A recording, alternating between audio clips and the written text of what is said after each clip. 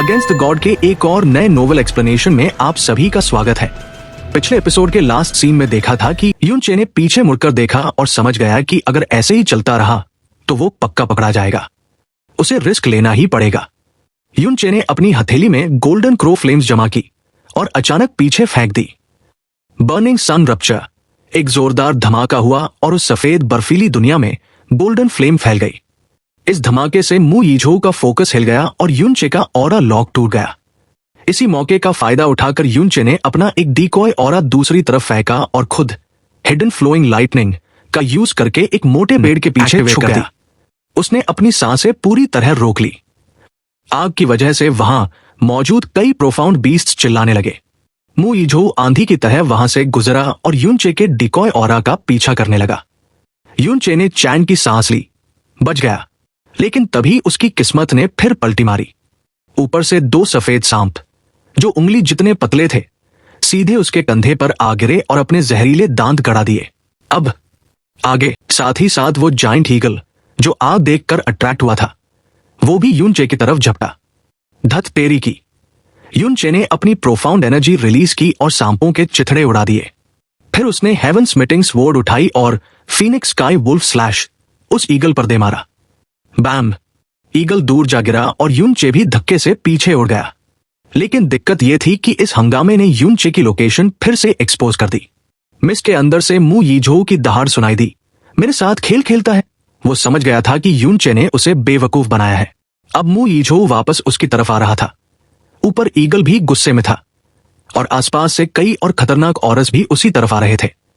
युन चे चारों तरफ से घिर चुका था। मू बिंग्युन ने उसे बार बार समझाया था कि बीस्ट से पंगा मत लेना, लेकिन अब तो सबसे बुरा सिनारियो हो चुका था।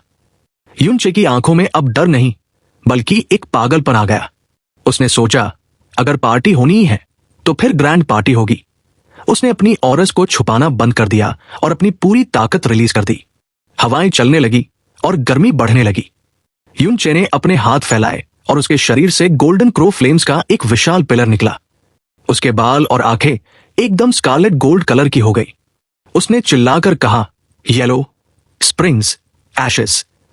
जैसे ही उसने अपनी पावर को रिलीज किया, 5 किलोमीटर के दायरे में जितनी भी बर्फ, पेड़ और हवा थी सब आग का मीडियम बन गए। एक ही पल में वो ठंडी और सफेद दुनिया एक जलते हुए नर्क में बदल गई। एंशिएंट सफेद आसमान अब लाल और गोल्डन रंग में रंग गया था। युन चे ने जानबूझकर ऐसा किया था ताकि वहां मौजूद हर एक बीस्ट और मू यीझोउ को इस आग के समुद्र में घसीट सके। अब वहां तबाही मचना तय था। मिस्ट एंड वैली हमेशा से एक डेड एंड माना जाता था जहां खामोशी छाई रहती थी। यहां का कानून जंगल के कानून से भी ज्यादा क्रूर था। लेकिन सबसे बड़ी बात यह थी कि यहां रहने वाले सारे प्रोफाउंड बीस्ट्स आइस पावर वाले थे और यहां फायर का नामो निशान नहीं था। और युन चे ने तो सीधे गोल्डन क्रो की डिवाइन फ्लेम्स जला दी थी। मतलब साफ है, वो आग का समंदर इस शांत वैली में एक एटम बम की तरह गिरा। जैसे ही आग फैली, वहां मौजूद अनगिनत प्रोफाउंड बीस्ट्स के रोंगटे खड़े हो गए। जो कमजोर बीस्ट्स थे वो तो मौके पर ही जलकर राख हो गए, लेकिन जो ताकतवर थे वो पागल हो गए। आग के बाहर का माहौल एकदम क्योटिक हो गया। हवा में बर्फ उड़ रही थी और चारों तरफ से डरावनी दहाड़े सुनाई दे रही थी। आग के बीच में मू यीझोउ बुरी तरह फंस गया था।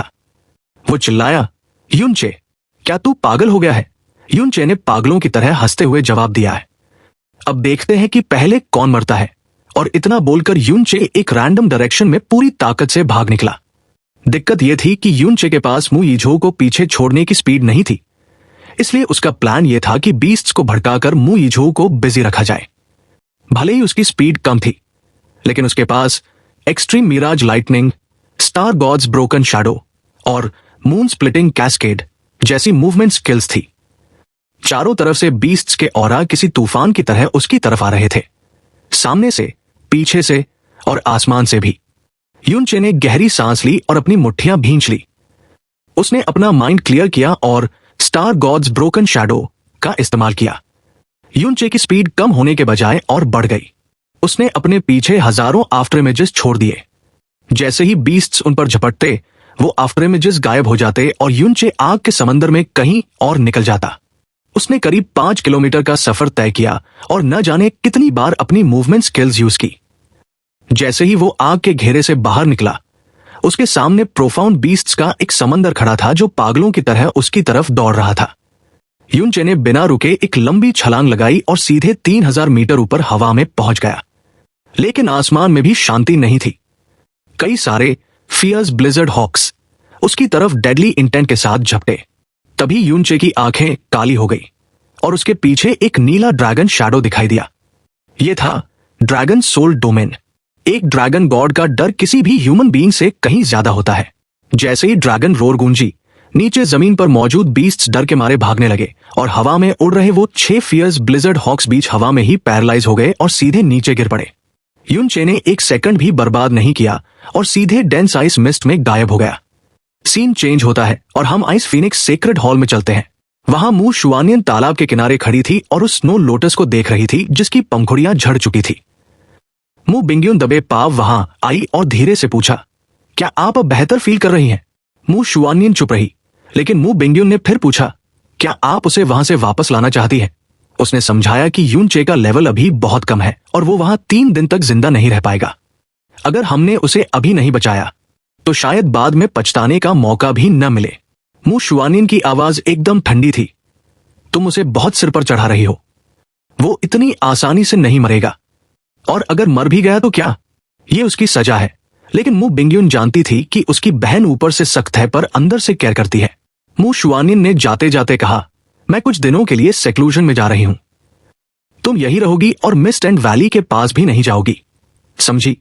मतलब साफ था, मू शुआनियन खुद वहां जाने का प्लान बना रही थी, लेकिन किसी को बताना नहीं चाहती थी। वापस मिस्ट एंड वैली में युनचे बर्फ के ढेर पर धड़ाम से गिरा।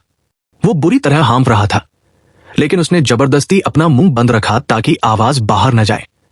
वो पिछले पूरे 1 दिन और रात से भाग रहा था। यहां के बीस्ट्स इतने खतरनाक थे कि उनकी सेंसेस से बचना नामुमकिन सा लग रहा था।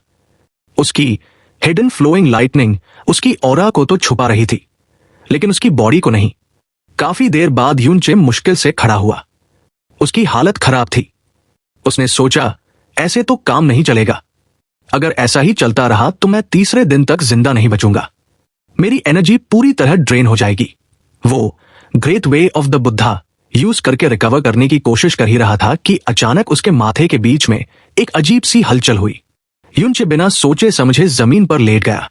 तभी हवा को चीरते हुए एक तेज आवाज आई और जहां उसका सिर था वहां से एक बर्फीली हवा गुजरी जिसने उसके बालों का एक बड़ा हिस्सा काट दिया। युनचे लुढ़क कर दूर हुआ और देखा कि वहां एक व्हाइट वुल्फ खड़ा था। यह वही व्हाइट वुल्फ था जो उसने पहले देखा था। यह भेड़िया बर्फ के अंदर ऐसे छुपा था कि युनचे को भनक तक नहीं लगी। युनचे के पास भागने का ऑप्शन नहीं था। उसने अपनी चेस्ट से क्लाउड बटरफ्लाई ब्लेड निकाला। वुल्फ की आंखें लाल थी और वो भी ज्यादा शोर नहीं मचाना चाहता था। कुछ सेकंड की खामोशी के बाद वुल्फ बिजली की रफ्तार से युनचे के दिल पर झपटा। युनचे का फोकस पीठ पर था। उसने वुल्फ का मूवमेंट देखा और अपनी क्लाउड बटरफ्लाई ब्लेड सीधे उसकी गर्दन पर चला दी। युनचे 30 मीटर दूर जाकर रुका। वो पलटा ताकि अगला अटैक कर सके, लेकिन जो उसने देखा उससे वो सन्न रह गया। वो व्हाइट वुल्फ दूर एक चट्टान से टकराया और उसका सिर धड़ से अलग होकर नीचे गिर गया। युनचे का मुंह खुला का खुला रह गया। वो अपनी ब्लेड को डिसबिलीफ के साथ देखने लगा। वो वुल्फ कम से कम low level divine soul realm का था और युनचे की एनर्जी भी खत्म होने वाली थी। उसे लगा था कि बस एक घाव लगेगा, लेकिन यहां तो सिर ही कट गया, वो भी बिना किसी रेजिस्टेंस के, जैसे मक्खन काटा हो। युनचे ने सोचा, पैलेस मास्टर बिंग्यून ने मुझे ये क्या खतरनाक चीज दे दी है। उसे याद आया कि ये ब्लेड उनकी फैमिली एयरलूम है और स्नो सॉन्ग रियल्म का एक अल्टीमेट ट्रेजर हो सकती है। गॉड रियल्म का वेपन, वो भी हाई रैंक वाला, ब्लू पोल स्टार के किसी भी हथियार से 1000 गुना बेहतर था। युनचे ने वुल्फ की बॉडी को फ्रीज किया ताकि खून की बदबू न फैले। फिर वो एक चट्टान के कोने में छुप गया। वो उस मरे हुए वुल्फ को देख रहा था और सोच रहा था, मेरी हिडन फ्लोइंग लाइटनिंग बेस्ट है, फिर भी ये बीस्ट्स मुझे ढूंढ लेते हैं, लेकिन ये वुल्व्स, ये मेरे 30 फीट पास छुपे थे और मुझे पता भी नहीं चला। ये अपनी प्रेजेंस को इतना परफेक्ट कैसे छुपा लेते हैं? तभी युनचे के दिमाग की बत्ती जली। क्या ये अपनी ऑरा को बर्फ के साथ मर्ज कर लेते हैं? उसे एक आइडिया आया। यह बहुत रिस्की था, क्योंकि इस खतरनाक वैली में फोकस हटाना मतलब मौत को दावत देना था। लेकिन अगर उसने ये मौका छोड़ दिया तो वो कभी नहीं सीख पाएगा। युनचे ने रिस्क लिया और अपनी आंखें बंद कर ली। धीरे धीरे उसकी सांसें और ऑरा स्टेबल होने लगे और उसकी कॉन्शियसनेस गहरी होती गई। वो भूल गया कि वो कहाँ है। लेकिन ट्विस्ट ये है कि आसमान में बहुत ऊपर मिस्ट के बीच से एक जोड़ी ठंडी आंखें युनचे को देख रही थी। वो मू शुआनियन थी। उसने देखा कि युनचे अचानक शांत हो गया है और एनलाइटनमेंट स्टेट में चला गया है। वो गुस्से में बड़बड़ाई, ये लड़का ऐसी जगह पर अपनी कॉन्शियसनेस को डुबो रहा है, क्या इसे मरने की जल्दी है? वो गुस्सा थी, लेकिन वहां से गई नहीं। उसने युनचे के हाथ में क्लाउड बटरफ्लाई ब्लेड देखी और सोचा, बिंगियो ने उसे सच में वो ब्लेड दे दी। बेवकूफी है। तभी मू शुआनियन ने देखा कि एक जाइंट आइस स्केल बीस्ट धीरे धीरे युनचे की तरफ बढ़ रहा है। युनचे अपनी दुनिया में खोया था, उसे कुछ पता नहीं था। मू शुआनियन ने अपनी उंगली उठाई ताकि उस बीस्ट को मार सके, लेकिन तभी कुछ ऐसा हुआ कि वो रुक गई।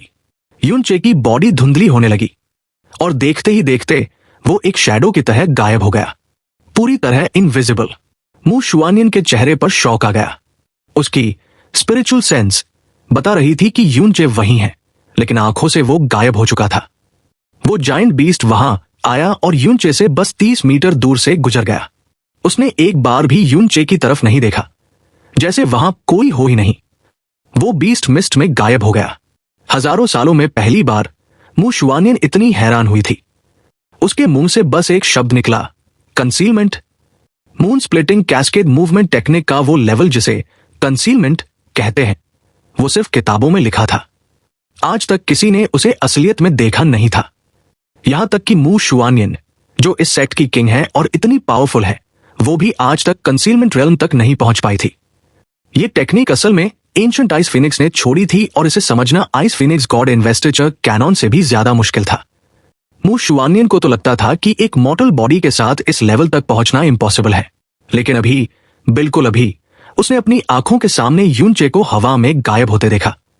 सिर्फ गायब ही नहीं, बल्कि उसकी ऑरा भी वहां से मिट चुकी थी। नीचे से गुजरने वाले आइस किलिंस को भनक तक नहीं लगी कि उनके पास कोई खड़ा है। मू शुआनियन का दिमाग सन्न रह गया।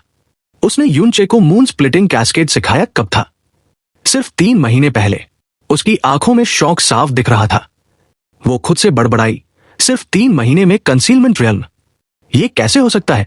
कोई जीनियस भी हो तो भी उसकी कंप्रिहेंशन पावर इतनी भयानक नहीं हो सकती।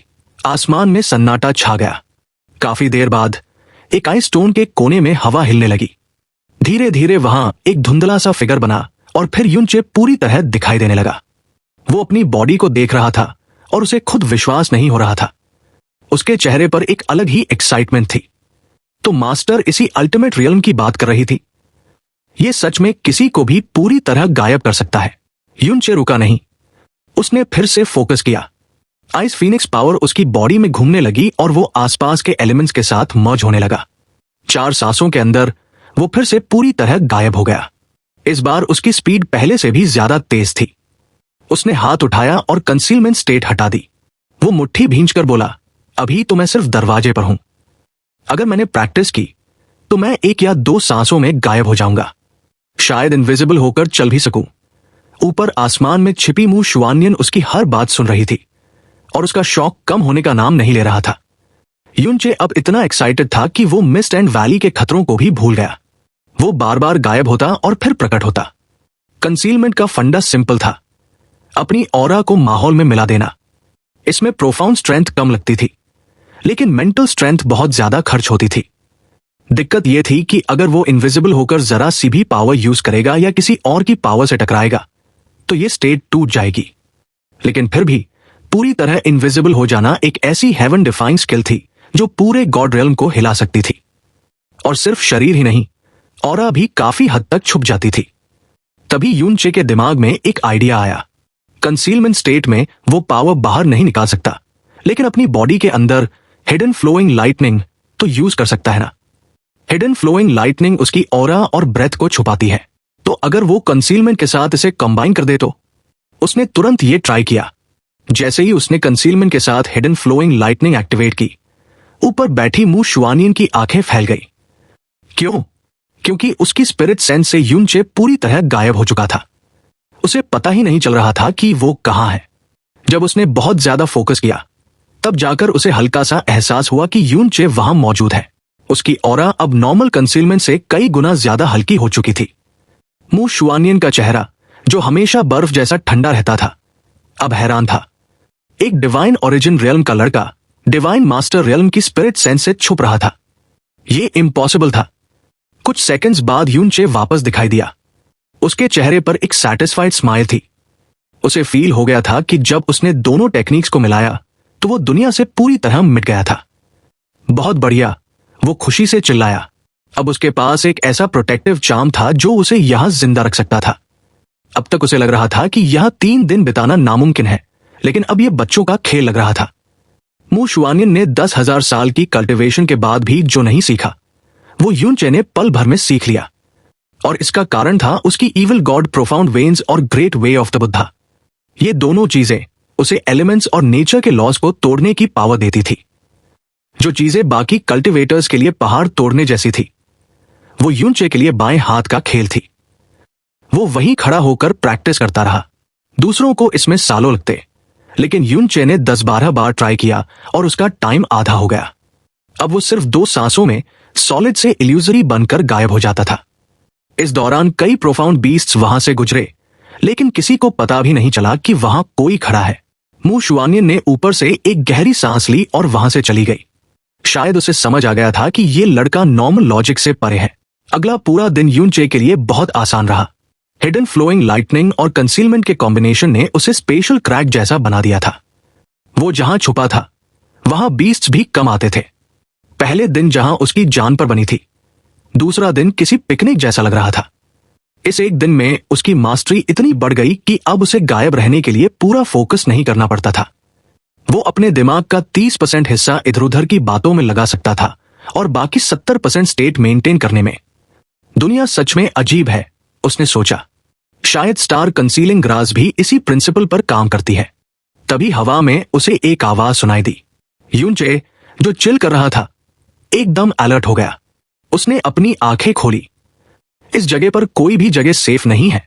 ये आवाज जानी पहचानी थी। यून चे का माथा ठनका। मू यीझू, क्या वो अभी जिंदा है? यून चे ने तुरंत मून स्प्लिटिंग कैस्केड और हिडन फ्लोइंग लाइटनिंग एक्टिवेट की और धुंध की तरह गायब हो गया। थोड़ी ही देर में 2 लोग झाड़ियों से बाहर निकले। उनके कपड़ों पर खून लगा था और चोटें भी थी, लेकिन वो जिंदा थे। खास तौर पर राइट साइड वाला बंदा, जिससे खतरनाक प्रेशर आ रहा था, वो मू यीझो ही था। यून चे को लगा था कि वो येलो स्प्रिंग एशेस के धमाके और पागल हुए बीस्ट्स के बीच मारा गया होगा, लेकिन उसकी किस्मत अच्छी थी। मू यीझो गुस्से में बड़बड़ा रहा था। हम देर सवेर मर ही जाएंगे, फर्क नहीं पड़ता। मुझे बस एक ही पछतावा है कि मैं यून चे को अपने हाथों से नहीं मार पाया। उसके साथ वाला बंदा उसे समझा रहा था। भाई, वो भी तो उसी धमाके में फंसा था। अगर उसके पास 10 जान भी होती तो भी वो मर चुका होगा। खुश हो जा, उसकी मौत तेरी वजह से ही हुई है। यह सुनकर मू यीझो के चेहरे पर एक गंदी सी हंसी आ गई। सही कह रहा है तू। वो दोनों बर्फ पर धीरे धीरे चल रहे थे। यून चे अपनी जगह पर इनविजिबल खड़ा था और उसकी आंखों में किलिंग इंटेंट जाग गया। मुझे मारना चाहता है, उसने मन ही मन सोचा। उसे याद आया कि कल कैसे मू यीझो ने उसे मौत के मुंह में धकेल दिया था। डायरेक्ट फाइट में वो मू यीझो से नहीं जीत सकता, लेकिन अभी सीन अलग था। यून चे ने चुपचाप अपने हाथ में क्लाउड बटरफ्लाई ब्लेड पकड़ ली। मू यीझो का साथी डरा हुआ था। सीनियर ब्रदर यीझो, क्या सच में हम यहां से जिंदा नहीं निकल पाएंगे? मू यीझो ने दांत पीसे। और क्या तुझे लगता है हम यहां से बच पाएंगे? वो दोनों बातें करते करते ठीक उसी आइस स्टोन की तरफ आ रहे थे जहां यून चे खड़ा था। यून चे बिल्कुल उनके सामने था, उनके व्यू के सेंटर में, लेकिन उन्हें उसकी भनक तक नहीं थी। वो दोनों अलग थे, लेकिन कंसीलमेंट टेक्निक का लेवल ही अलग था। दूरी कम होती गई। 30 मीटर, 15 मीटर। यून चे की धड़कनें तेज नहीं हुई, बल्कि और शांत हो गई। वो एक शिकारी की तरह मौके का इंतजार कर रहा था। उसके पास सिर्फ एक चांस था। मू यीझो अब 10 कदम दूर था। यून चे ने ब्लेड पर अपनी पकड़ मजबूत की। 7 कदम। यही वो पल था। यून चे ने अपनी छिपी हुई प्रोफाउंड एनर्जी को एक झटके में रिलीज किया। वो विजिबल हुआ और बिजली की रफ्तार से आगे बढ़ा। एक परछाई मू यीझो के पास से गुजरी, इतनी तेज कि उसे रिएक्ट करने का टाइम ही नहीं मिला। हवा में बस एक ठंडी लहर दौड़ गई। दोनों के दिल की धड़कन रुक गई। वो झटके से पलटे। कौन है? युनचे उनसे 30 मीटर दूर जाकर रुका और बड़े स्टाइल से पलटा। उसके चेहरे पर एक अजीब सी मुस्कान थी। जूनियर ब्रदर यीझो, तुम्हारे स्वागत का बदला चुकाने के लिए मैं खुद तुम्हें विदा करने आया हूं। युनचे को जिंदा देखकर मु यीझो की आंखें फटी की फटी रह गई। बाहर से वो गुस्सा दिखा रहा था, लेकिन अंदर से वो शौक में था। युनचे, तुम जिंदा हो? युनचे ने एक शैतानी मुस्कान के साथ जवाब दिया, बेशक मैं जिंदा हूं, लेकिन तुम शायद अगले ही पल जिंदा नहीं रहोगे। मु यीझो का अहंकार अभी भी 7वें आसमान पर था। उसने अपनी तलवार कसकर पकड़ी और चिल्लाया, तुझे लगता है तेरे जैसा मामूली कल्टीवेटर मुझे मार पाएगा? अच्छा हुआ तू खुद आ गया, अब मैं अपने हाथों से तुझे मारूंगा। उसने अपने साथी मु हैंग को ऑर्डर दिया, इसे भागने मत देना, आज इसका खेल खत्म। सीन एकदम इंटेंस हो गया। मु यीझो ने जैसे ही अपनी प्रोफाउंड एनर्जी रिलीज की और हमला करने के लिए आगे बढ़ा, तभी उसे कुछ अजीब महसूस हुआ। उसे लगा जैसे उसके सामने का नजारा नीचे गिर रहा है। सब कुछ ग्रे और वाइट हो गया और फिर अंधेरा छा गया। असल में हुआ यह था कि मु हैंग, जो पीछे खड़ा था, उसने एक हॉरर सीन अपनी आंखों के सामने देखा। वो अभी आगे बढ़ने ही वाला था कि अचानक मु यीझो का सिर उसके धड़ से अलग होकर हवा में उड़ गया। खून का फव्वारा फूटा और सिर कई मीटर दूर जाकर बर्फ पर गिरा।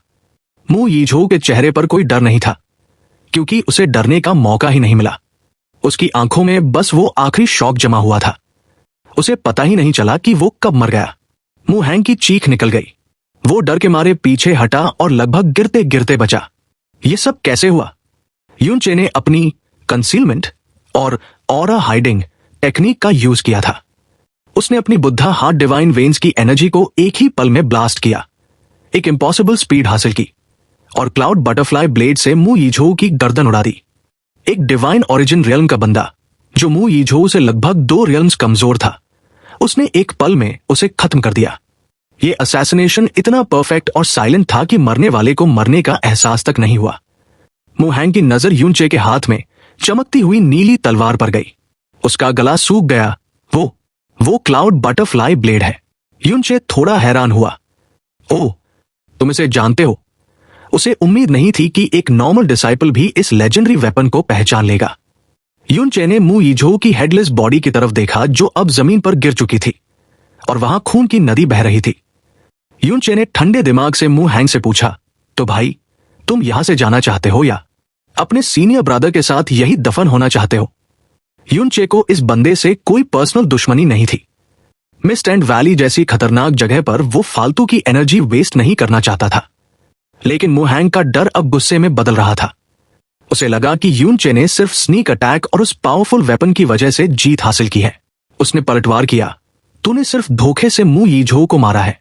तुझे क्या लगता है तेरे जैसा डिवाइन ओरिजिन रियल्म का वीकलिंग मेरे सामने टिक पाएगा? युनचे की आंखें सिकुड़ गई। मतलब तूने मौत चुनी है ना? मु हैंग का चेहरा गुस्से से लाल हो गया। मरने वाला तो तू है। वैसे भी मैं यहां देर सवेर मर ही जाऊंगा। अगर मैं सेक्ट मास्टर के डायरेक्ट डिसाइपल को अपने साथ ले गया तो मेरी मौत वसूल हो जाएगी। युनचे ने सहमति में सिर हिलाया, बात तो सही है। तभी मु हैंग ने अपनी तलवार घुमाई। एक बर्फीली हवा का झोंका युनचे की तरफ बढ़ा, जैसे वो उसे वहीं जमा देना चाहता हो। लेकिन युनचे तैयार था। उसने अपनी भारी भरकम हेवन स्मिटिंग स्वॉर्ड निकाल ली। उसने अपनी फ्लेम्स और स्वॉर्ड फोर्स को एक साथ एक्टिवेट किया। मु हैंग अभी डिवाइन सोल रियल्म के 2nd या 3rd लेवल पर था। वो मु यीझो जितना स्ट्रॉन्ग नहीं था, लेकिन फिर भी युनचे से काफी ऊपर था। दिक्कत यह थी कि मु हैंग इस वैली में भागते भागते थक चुका था। उसकी एनर्जी खत्म हो रही थी। युनचे ने हवा में छलांग लगाई और सीधे मु हैंग के सिर पर वार किया। क्लैंग, एक जोरदार आवाज हुई। मु हैंग की तलवार टूट गई और वो जमीन में धंस गया। उसके हाथ सुन्न पड़ गए। उसकी आंखें फटी रह गई। ये कैसे हो सकता है? एक डिवाइन ओरिजिन रियल्म के लड़के में इतनी ताकत? ये लॉजिक के खिलाफ था। युनचे हवा में पलटा और दोबारा हमला किया। इस बार उसकी तलवार पर लपटी आग और भी तेज थी। मु हैंग ने घबराकर अपनी टूटी तलवार फेंकी और अपनी बची खुची ताकत से हवा में 13 नुकीले आइसिकल्स बनाए। 2 आइसिकल्स सीधे युनचे के शरीर में घुस गए। मु हैंग हंसने ही वाला था कि तभी उसने देखा। वो यूनचे का असली शरीर नहीं था। वो सिर्फ एक आफ्टर इमेज थी जो धुएं की तरह गायब हो गई। असली खतरा उसके पीछे था। मू हैंग को अपनी पीठ पर एक भयानक जलती हुई पावर महसूस हुई। इससे पहले कि वो चिल्ला पाता, बूम! हड्डी टूटने की आवाज इतनी साफ थी कि किसी के भी रोंगटे खड़े हो जाए। मू हैंग की रीढ़ की हड्डी बीच से टूट गई और वो एक फटे हुए बोरे की तरह उड़ता हुआ दूर जा गिरा। वो ठीक उसी जगह गिरा जहां यूनचे पहले छिपा हुआ था। मू हैंग जमीन पर तड़प रहा था, मुंह से खून फेंक रहा था। अब वो कभी खड़ा नहीं हो सकता था। यूनचे ने ताना मारा, सिर्फ भौंकना आता है, काटना नहीं। तभी दूर से बीस्ट्स की दहाड़ सुनाई देने लगी। खून की गंध ने वहां के बीस्ट को इनवाइट कर दिया था। यूनचे ने अपनी तलवार रखी और वहां से निकल गया। उसने मुड़कर देखा भी नहीं। वो एक ऊंचे पेड़ पर चढ़ा और फिर से गायब हो गया। पीछे से मू हैंग की दर्दनाक चीखें और बीस्ट के गुर्राने की आवाजें आने लगी। और बस सन्नाटा। अब सीन कट होता है और हम तीसरे दिन के अंत पर पहुंचते हैं। यूनचे को मिस्ट एंड वैली में आए हुए लगभग 72 घंटे होने वाले थे। सिर्फ 30 मिनट बचे थे। उसके बाद मू शुआनियन की फॉर्मेशन उसे वापस टेलीपोर्ट कर लेती। आसमान में मू शुआनियन फिर से अपीयर हुई। उसने अपनी कॉन्शियसनेस फैलाकर यूनचे को ढूंढा। वो अपनी पुरानी जगह से 50 किलोमीटर दूर था। मू शुआनियन को पता था कि वो कंसीलमेंट स्टेट में है, इसलिए वो उसे देख नहीं पा रही थी, बस सेंस कर पा रही थी। लेकिन तभी मू शुआनियन की भौहें तन गई। वो हैरान थी। हैरानी की बात यह नहीं थी कि यूनचे जिंदा था। हैरानी की बात यह थी कि यूनचे कंसीलमेंट स्टेट में रहते हुए चल रहा था। जी हां, वो मूव कर रहा था। आमतौर पर इस स्टेट में हिलते ही इनविजिबिलिटी टूट जाती है, लेकिन यूनचे ने सिर्फ एक दिन और एक रात में इसे मास्टर कर लिया था। अब वो धीमे धीमे चलते हुए भी पूरी तरह गायब रह सकता था। मू शुआनियन की आंखों में एक डीप इमोशन दिखाई दिया, जो बहुत देर तक बना रहा। उधर नीचे यूनचे मजे से मिस्ट एंड वैली में टहल रहा था। शुरुआत में वो हिल भी नहीं पा रहा था, लेकिन अब वो वैली के नजारों का मजा ले रहा था। उसके लिए यह सजा अब एक वेकेशन बन चुकी थी। हालांकि वो अभी भी चौकन्ना था। प्रोफाउंड बीस्ट्स उसे देख नहीं सकते थे, लेकिन अगर कोई रैंडम अटैक उसे लग जाता तो वो रिवील हो जाता। मू शुआनियन ऊपर से देख रही थी कि कैसे यूनचे खतरनाक बीस्ट के बगल से ऐसे गुजर रहा है जैसे वो वहां एग्जिस्ट ही नहीं करता। ये वही कॉन्फिडेंस था जो उसने 3 महीने पहले आइस वाइंड एम्पायर में दिखाया था। मू शुआनियन वापस जाने ही वाली थी कि तभी उसकी नजर कुछ और पर पड़ी। वो खुद से बड़बड़ाई, फेदर्ड आई स्पिरिट फ्लावर। नीचे यूनचे के कदम अचानक रुक गए। उसके सामने से एक बहुत ही भयानक और खतरनाक ऑरा आ रही थी। जब से वो इस वैली में आया था, उसने ऐसा प्रेशर फील नहीं किया था। उसकी गर्दन के बाल खड़े हो गए। उसने मिस्ट के पार देखा। वहां एक बहुत बड़ा 30 मीटर ऊंचा आइस आर्मोडेट बंदर जैसा बीस्ट था। यह कोई आम बीस्ट नहीं था। इसके शरीर पर बाल नहीं, बल्कि बर्फ का एक मोटा आर्मोर था जो चमक रहा था। इसकी ताकत मुहानी के बराबर या शायद उससे भी ज्यादा थी। मतलब साफ है, यह बीस्ट डिवाइन ट्रिब्यूलेशन रिल्म के मिडिल या लेट स्टेज पर था। यूनचे ने अपनी सांसें रोक ली। वो धीरे धीरे पीछे हटने लगा। यह बीस्ट अभी सो रहा था, लेकिन अगर यह जाग गया तो यूनचे का बचना नामुमकिन था। मू यीझोउ से बचना मुश्किल था, लेकिन इस बीस्ट के सामने तो भागने का मौका भी नहीं मिलेगा। यही वजह थी कि यह इलाका इतना शांत था। कोई और बीस्ट यहां आने की हिम्मत नहीं करता था। यूनचे मुड़कर जाने ही वाला था कि तभी उसकी नजर एक सफेद चमक पर पड़ी। उस जाइंट एप से 10 मीटर से भी कम दूरी पर एक बेहद खूबसूरत सफेद फूल खिला हुआ था। यह था फेदर्ड आई स्पिरिट फ्लावर। वो फूल इतना प्योर और यूनिक लग रहा था कि यूनचे की नजरें उस पर जम गई। उस भयानक बीस्ट के प्रेशर के बावजूद उस फूल से एक अजीब सी शांति और गर्मी महसूस हो रही थी। यूनचे ने अपनी जिंदगी में कई रेयर हर्ब्स देखे थे, लेकिन यह फूल कुछ अलग ही था। अब सीन यह था, एक तरफ मौत का साक्षात रूप, वो जाइंट आइस आर्मोर्ड एप सो रहा था, और उसके बिल्कुल बगल में वो लेजेंडरी फूल था जो किसी खजाने से कम नहीं था। यूनचे वहां से भागना चाहता था, लेकिन उसके कदम उस फूल को देखकर लालच में जम गए थे। यूनचे पीछे हट नहीं रहा था, बल्कि उस फूल को घूरते हुए धीरे धीरे आगे बढ़ रहा था। वो उस बेहद खतरनाक जाइंट आइस आर्मोर्ड एप की तरफ कदम बढ़ा रहा था, लेकिन उसकी नजरें सिर्फ और सिर्फ फेदर्ड आई स्पिरिट फ्लावर पर टिकी थी। मू शुआनियन, जो छिपकर ये सब देख रही थी, उसे ये देखकर गुस्सा आ गया। उसके मन में आया, ये कमीना अपनी जान जोखिम में डाल रहा है बस थोड़े से लालच के लिए। ये लड़का कभी सुधरेगा नहीं। मू शुआनियन को सबसे ज्यादा गुस्सा इस बात पर आ रहा था कि हेवनली नेदरफ्रॉस्ट लेक में इससे भी बेहतर फ्लावर्स आसानी से मिल सकते हैं, तो फिर ये इस एक मामूली फूल के लिए पागलपन क्यों कर रहा है। उधर यूनचे बहुत ही धीमे कदमों से आगे खिसक रहा था। जैसे जैसे वो पास जा रहा था, उस जाइंट आइज आर्मोर्ड एप का ऑरा और भी ज्यादा डरावना होता जा रहा था। हालांकि ये काम मौत को दावत देने जैसा था, लेकिन यूनचे को अपने प्लान पर पूरा भरोसा था। उसने अपनी फिगर छिपाने के लिए मून स्प्लिटिंग कैस्केड और ऑरा छिपाने के लिए हिडन फ्लोइंग लाइटनिंग का यूज किया था। उसे पक्का यकीन था कि जब तक वो जाइंट एप खुद अपना स्पिरिट सेंस एक्टिवेट करके चेक नहीं करता, तब तक वो यूनचे को नोटिस नहीं कर पाएगा, भले ही वो सिर्फ 30 मीटर दूर हो। ऊपर से वो बीस्ट गहरी नींद में भी था। इस जानलेवा सन्नाटे के बीच यूनचे रेंगते हुए फेदर्ड आई स्पिरिट फ्लावर के पास पहुंच गया। उसे रास्ते में कोई दिक्कत नहीं हुई। अब वो उस जाइंट आइज आर्मोर्ड एप से सिर्फ 10 मीटर की दूरी पर खड़ा था। इतनी पास से उसे उस बीस्ट की भारी सांसें भी सुनाई दे रही थी। लेकिन राहत की बात यह थी कि बीस्ट के ऑरा में कोई हलचल नहीं हुई, मतलब उसे यूनचे की प्रेजेंस का पता नहीं चला था। जब यूनचे ने पास से उस फेदर्ड आई स्पिरिट फ्लावर को देखा तो वो हैरान रह गया। यह सिर्फ एक इंसान की हथेली के बराबर था और इसकी 7 पंखुड़ियां किसी पक्षी के पंखों जैसी लग रही थी। हर पंखुड़ी से एक अलग भौरा निकल रहा था, मानो वो अपने आप में जिंदा हो। खूल से एक ठंडी सफेद रोशनी निकल रही थी जो बहुत खूबसूरत लग रही थी। लेकिन असली ट्विस्ट तब आया जब यूनचे अपना हाथ उसके पास ले गया। उसे वो ठंडक महसूस नहीं हुई जो आमतौर पर आइस एट्रीब्यूट फ्लावर्स में होती है।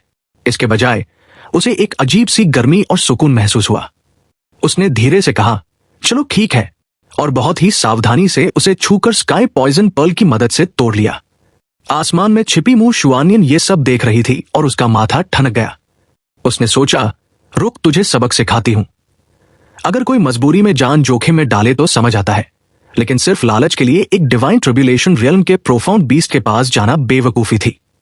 उसने अपनी उंगली से इशारा किया और एक सुई जैसी नीली रोशनी नीचे की तरफ शूट कर दी।